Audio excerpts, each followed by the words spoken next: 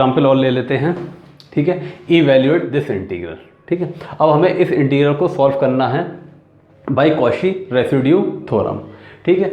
तो इसमें हम कैसे करते हैं कि हमारे पास जो साइन थीटा या कॉस थीटा होता है उसको हम इसके फॉर्मूले में कन्वर्ट कर देते हैं। कौन से आ रही, ई की पावर आई थीटा।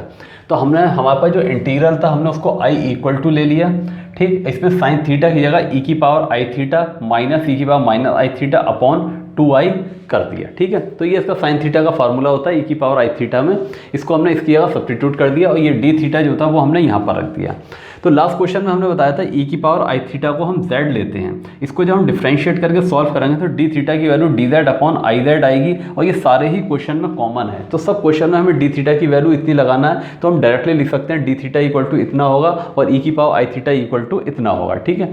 तो हमने क्या करा, ई की पावर आई थीटा की जगह z रखा। तो ये इंटीग्रल हमारा क्या हो जाएगा, 1 अपॉन ए प्लस बी अपॉन 2i। तो b अपॉन 2i हमने यहाँ पर लिख दिया। ई की पावर आई थीटा की जगह z, ई की पावर माइनस आई थीटा या ई की z की पावर -1 हो जाएगा, ठीक। और डी थीटा की जगह d z upon i z आ जाएगा। अब हम क्या कर रहे हैं, इसको हमने क्या करा है, डी जेड से यहाँ मल्टीप्लाई करेंगे और 2 से ऊपर और 2 से नीचे ही मल्टीप्लाई कर लेंगे। तो 2dz, तो 2dz ऊपर आ जाएगा। यहाँ जब हम 2 से मल्टीप्लाई करेंगे तो 2a आएगा, ठीक है। और आई जेड से भी हम साथ साथ मल्टीप्लाई कर रहे हैं, 2aij आ जाएगा जो हमने यहाँ पर लिख दिया है। जब यहाँ मल्टीप्लाई करेंगे तो इस i से ये i कैंसिल हो जाएगा, इस 2 से ये 2 कैंसिल हो जाएगा, ठीक। तो यहाँ पर क्या बचेगा, b इंटू जेड और एक z ये होगा, अंदर भी मल्टीप्लाई कर रहे हैं तो bz स्क्वायर आ जाएगा, pz स्क्वायर लिख दिया है। अब जब हम इसके अंदर मल्टीप्लाई करेंगे तो यहाँ पर भी ये 2 से 2 कैंसिल हमारा हो जाएगा और इस i से ये i कैंसिल हो जाएगा। तो यहाँ क्या बचेगा, zb से अंदर मल्टीप्लाई करेंगे तो b आएगा, z की पावर -1 और z, तो z की पावर 0 1 हो जाएगा। तो खाली क्या बचेगा, b बचेगा ये, ठीक है। अब हमने इसमें क्या करा है, 2 हमने बाहर निकाल लिया और इसमें जो z स्क्वायर का कोफिशिएंट होता है वो हम 1 बना लेते हैं। तो z स्क्वायर का कोफिशिएंट 1 बनाने के लिए भी हमने b जो है वो बाहर कॉमन ले लिया। तो यहाँ बचेगा z square 2ai upon b into Z और यहाँ से b कॉमन निकल जाएगा तो माइनस का 1 बचेगा। इसको हमने इक्वेशन नंबर 1 ले लिया है। अब हम अगर इसके पोल निकालें तो हमें क्या करना होता है, जो डिनोमिनेटर होता है उसको हम 0 से इक्वेट करते हैं। तो इसको हमने 0 से इक्वेट कर लिया है तो इतना आ गया है। अब हमारे पास यहाँ प्रॉब्लम यह है कि a और b जो है वो न्यूमेरिक वैल्यू नहीं है। जब a और b न्यूमेरिक वैल्यू नहीं है तो इसके हमारे कुछ ना कुछ रूट आएंगे। वो रूट हम माने ले रहे हैं, इसके रूट अल्फा और बीटा आएंगे, z माइनस अल्फा और z माइनस बीटा की फॉर्म में आएंगे, ठीक है। तो हमने इसके रूट अल्फा बीटा मान लिया है। हमें ये बात पता है कि अगर किसी क्वाड्रेटिक इक्वेशन के रूट अल्फा और बीटा होते हैं तो सम ऑफ द रूट क्या होता है, -b अपॉन a। तो ये सम ऑफ द रूट का फॉर्मूला जो होता है, दोनों रूट का सम होता है माइनस का b अपॉन a और प्रोडक्ट ऑफ द रूट जो होता है c अपॉन a होता है। तो हम यहाँ पे क्या कर रहे हैं, -b अपॉन a। b क्या होगा, जो z का कोफिशिएंट है, तो z का कोफिशिएंट इतना है, हमने ये लिख लिया, माइनस साइन हमने ये लगा दिया अपॉन a क्या है, z स्क्वायर का कोफिशिएंट 1 है तो ये इतना आ जाएगा। c अपॉन a, c हमारा -1 है, a हमारा 1 है, -1 अपॉन 1 -1 आएगा तो अल्फा इंटू बीटा जो होगा -1 हो जाएगा। तो सम ऑफ द रूट और प्रोडक्ट ऑफ द रूट हमने निकाल लिए। हमें डिफरेंस ऑफ द रूट की भी ज़रूरत पड़ेगी, उसके लिए हमने फार्मूला यूज़ किया है अल्फा माइनस बीटा का होल स्क्वायर बराबर अल्फा प्लस बीटा का होल स्क्वायर -4 अल्फा बीटा। अगर हम इसको होल स्क्वायर फॉर्म में खोलेंगे, सॉल्व करेंगे तो ये इतना ही आ जाएगा।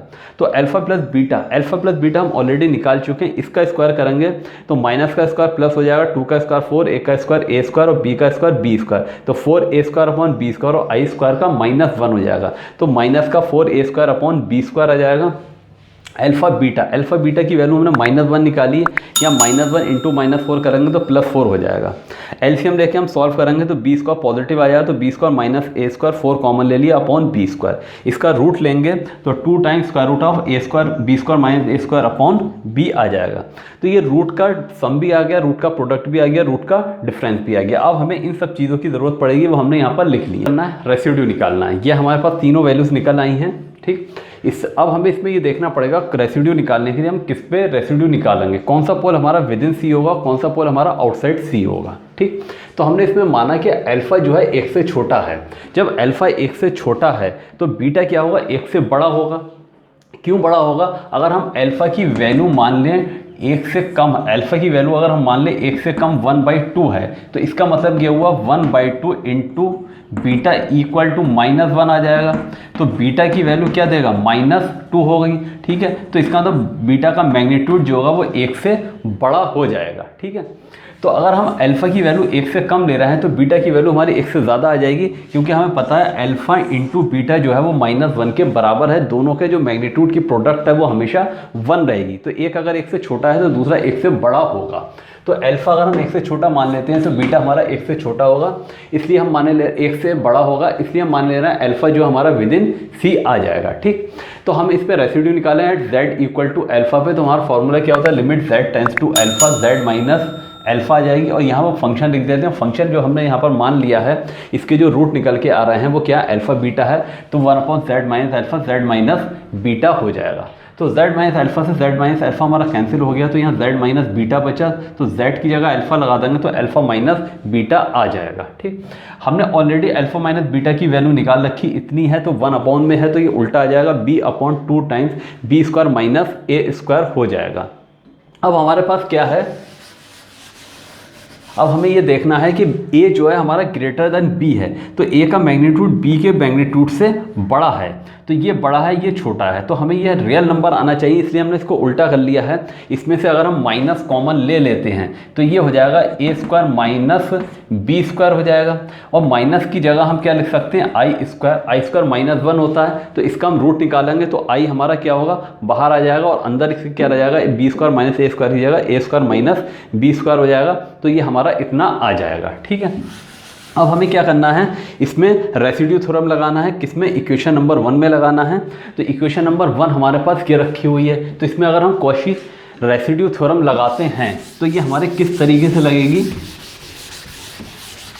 ये हमने इक्वेशन 1 यहाँ पर लिखी हुई है, हमने इसको ऐसे ही ले लिया है।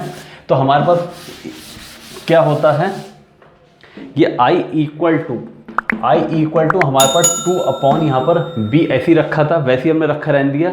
तो रेसिड्यू थ्योरम क्या होती है, 2πi sum of all the residue.